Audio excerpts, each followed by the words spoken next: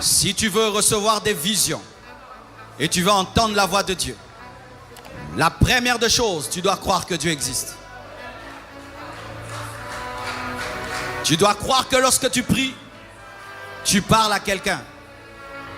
Parce que si tu ne crois pas qu'il existe, alors celui qui n'existe pas ne peut parler. Tout commence par la foi en son existence. Et je t'assure que c'est un Dieu vivant.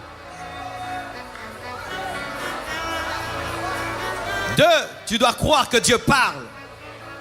Parce que tu peux croire qu'il existe, mais tu ne crois pas qu'il parle. Et toute la Bible nous révèle un Dieu qui parle.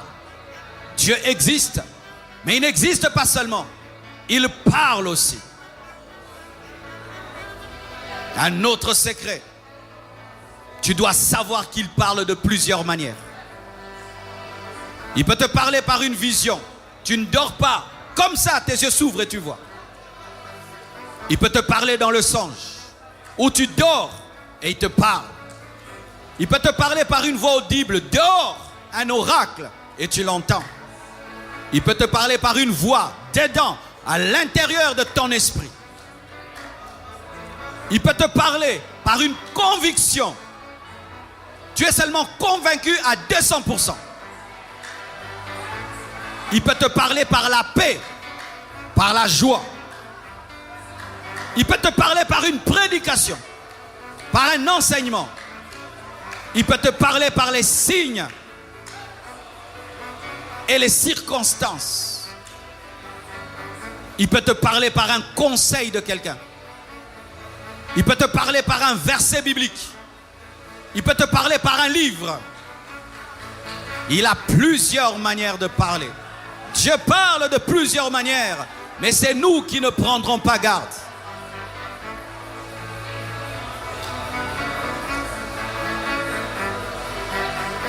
Et aussi, tu dois croire que Dieu veut te parler. Car il y a des gens qui croient que Dieu parle, mais toujours aux autres. Il n'y a pas de chouchou de Dieu.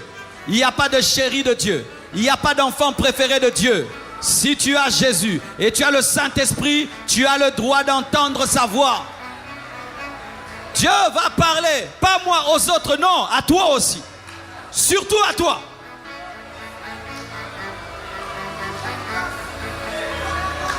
Il faut aussi que tu enlèves la peur. Il y a des gens qui ont peur d'entendre la voix de Dieu. Il y a des gens qui ont peur de voir des visions. Il y a des gens qui ont peur d'avoir des extases, des expériences.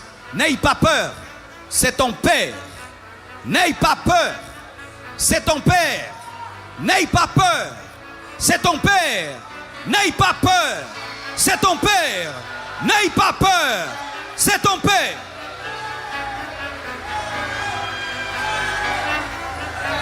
Mon fils n'a pas peur que je lui parle. Ma fille n'a pas peur que je lui parle. Mais les chrétiens ont peur que Dieu leur parle. C'est ton Père.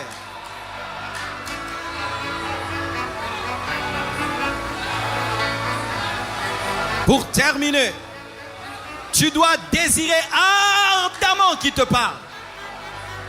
Tu dois soupirer après sa voix, soupirer après ses visions. Tu dois désirer ardemment sa direction. Tu dois le vouloir de tout ton cœur. Car Dieu ne se révèle que là où il est désiré. Dieu ne se manifeste que là où il est désiré. Lorsqu'on ne le désire pas, Dieu ne se manifeste pas. Tu dois le désirer de tout ton cœur.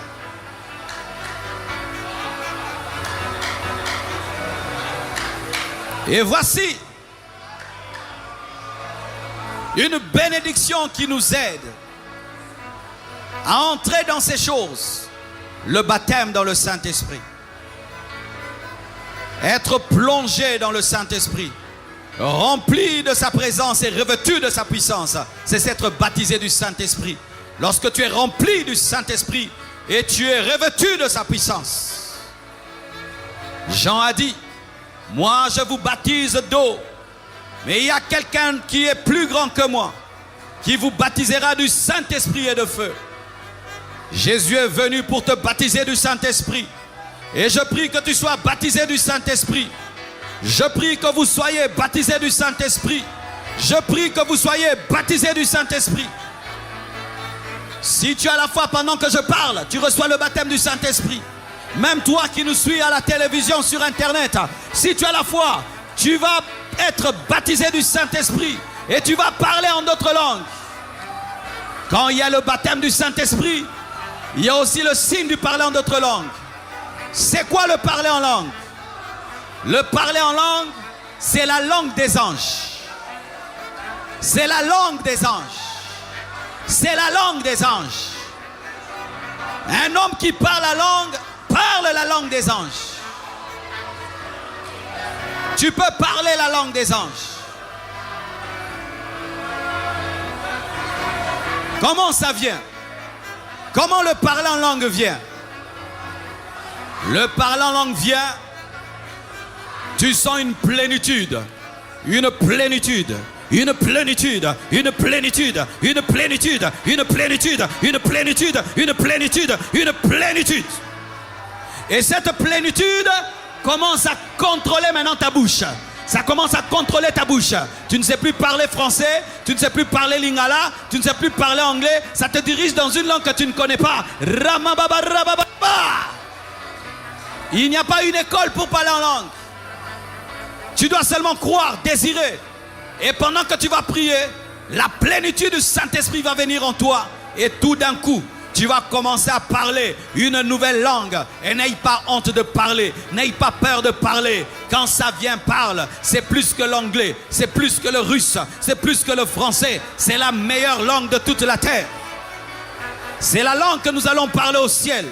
Oui, c'est la langue que nous allons parler au ciel. Michael parle en langue. Gabriel parle en langue. Donc Dieu parle en langue. Qui leur a appris cette langue? La langue du ciel, c'est la langue. Parler en langue, c'est ça la langue que nous parlerons. Comment un Congolais, un Chinois vont parler tous. Tous nous parlons la même langue. Des anges sur la terre. Et nous parlerons la même langue au ciel. Le parler en langue est un déclencheur des dons spirituels. Le baptême d'eau est un déclencheur du baptême dans le Saint-Esprit. Le baptême d'eau ouvre la porte au baptême du Saint-Esprit. Et le baptême du Saint-Esprit ouvre la porte aux dons spirituels. Regardez dans la parole. C'est vrai, il y a des exceptions. Des personnes qui étaient baptisées du Saint-Esprit avant le baptême d'eau, comme Corneille.